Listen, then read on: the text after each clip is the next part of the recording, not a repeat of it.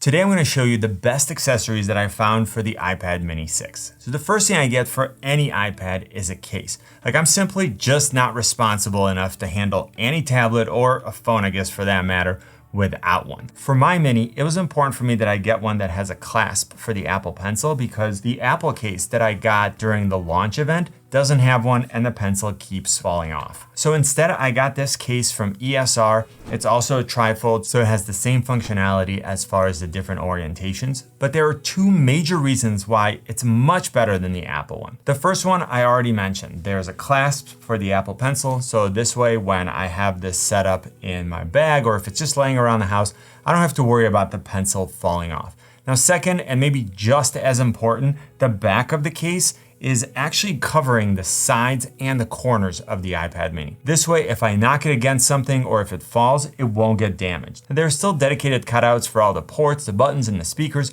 but this way, when I go to resell it in the future, it's gonna look brand new and I'm gonna get the most money for it. Now, because the iPad mini 6 is so small, a traditional keyboard case like a Magic Keyboard isn't gonna work. It simply wouldn't be wide enough for you to comfortably type on. And that's where this next accessory, the MX Keys Mini for Mac, has been great. And I'd like to thank Logitech for sending this keyboard to me and also for sponsoring this video. Now this awesome mini keyboard is the little brother to the super popular full-size MX keys, which is a great option if you're not tight on space. I wirelessly pair the MX Keys Mini with my iPad mini, I put the iPad on a stand, and then I'm good to go. This keyboard has a full row of dedicated function keys, which I'll get to in a minute, but you'll see that the first three allow me to easily switch between three different paired devices. So I can have it paired with my iPad mini, my Mac mini, and my iMac. The typing experience on the MX Keys Mini is outstanding. I love the feel of these keys and that they have a little divot in them. They're also low profile keys and have a good amount of spring. I'm on my devices for 8 to 10 hours a day, so a good keyboard is super important to me. And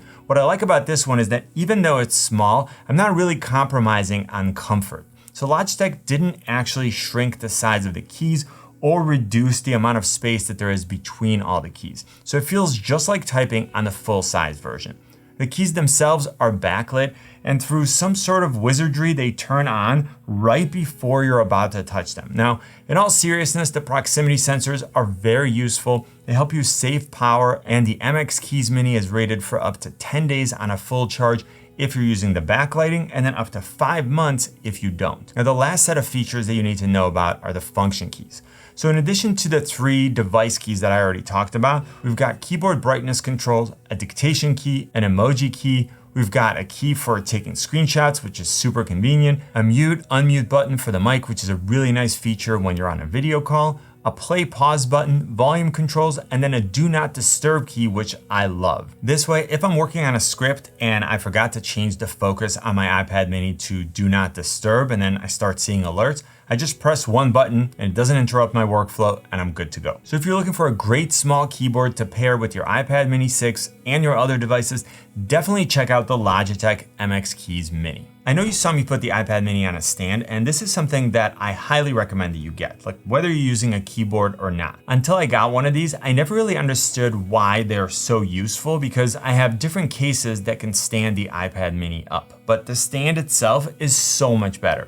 So first of all, it's really solid and it's not gonna tip over. And then it can pretty much be modified for every angle. So whether I'm watching content, gaming, or using different productivity apps with an external keyboard and a mouse, I can always get the perfect angle. It's also extremely helpful for video calls because most of the cases that I have don't hold the iPad at the angle that I want. And since I'm on so many Zoom and FaceTime calls, it's just great to have that much control. And I just mentioned the mouse, which I always pair with the iPad mini if I'm using a keyboard. This way I don't have to reach for the screen every 2 seconds.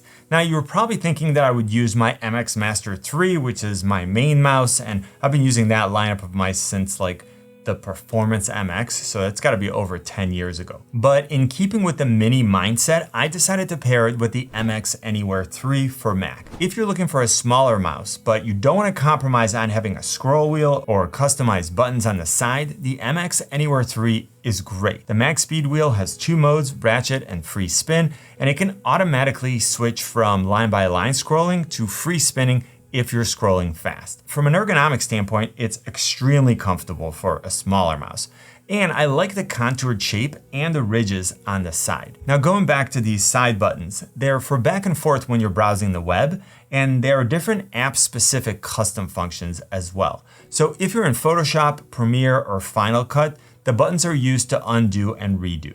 And if you're on a Zoom or a team call, then the front button can be used to start and stop the video, and the back one to mute or unmute the microphone. Most of the time, if I'm looking for a mouse for a portable setup, I go with the Pebble. But if you have a little bit extra room in your budget, I think that you're getting a lot of value for that added cost. And in my case, the MX Anywhere 3 will replace the Pebble as my go-to small mouse. Now the next accessory is one that I use so much more than I thought I would, and that's the Apple Pencil. Like, I remember thinking, I'm not an artist and I don't take a ton of handwritten notes, so what would I possibly use it for? Well, I pretty much use it every day. So I use it to mark up and sign documents, I use it to sketch out ideas for different types of shots, I use it for photo editing, and then I use it for marking up web design layouts for changes. With this new design, the iPad mini 6 is compatible with the 2nd generation Apple Pencil, which pairs, charges, and then can be stored right on the side of the device. Personally, I like it so much better than the 1st generation Apple Pencil,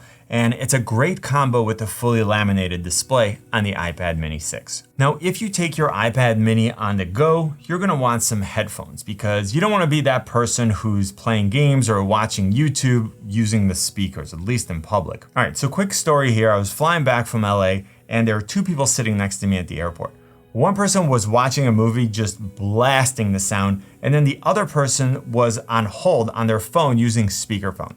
So anyway, I'm glad I had my AirPods Pro with me. I put them on, turn on noise cancellation, and then everything was so much better. Normally I prefer the original AirPods because they fit my ears better, but when I travel, I want the extra features on the AirPods Pro. I'm also super excited for the 3rd generation AirPods, which I should have any day now. Another important accessory to have with you when you travel is a portable charger.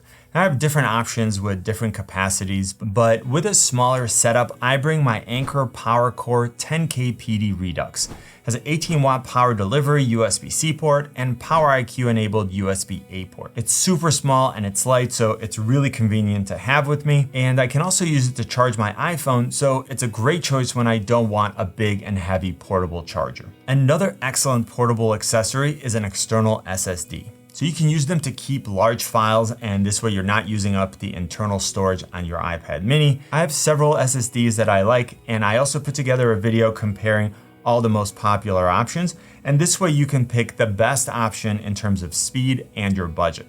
Now in that video, I used the 1st generation of the SanDisk Extreme Pro. But now I have a 4TB version 2, which is rated for up to 2,000 megabytes per second read speed. And that's just bonkers. Now with the new LumaFusion update, you can actually edit right off of an external SSD, as long as your iPad has a USB-C port, which the iPad mini 6 does. And this way you don't need to copy the files over to your iPad and then fill up your internal storage. Again, an external SSD is great, and it's an excellent way to have ridiculously fast portable access to the files that you need. Next, if you want to use your iPad mini for gaming, you may want to get yourself a controller. If you already have one from your Xbox or your PlayStation, you should be able to pair it with your iPad mini and then play games from Apple Arcade or using Xbox Game Pass.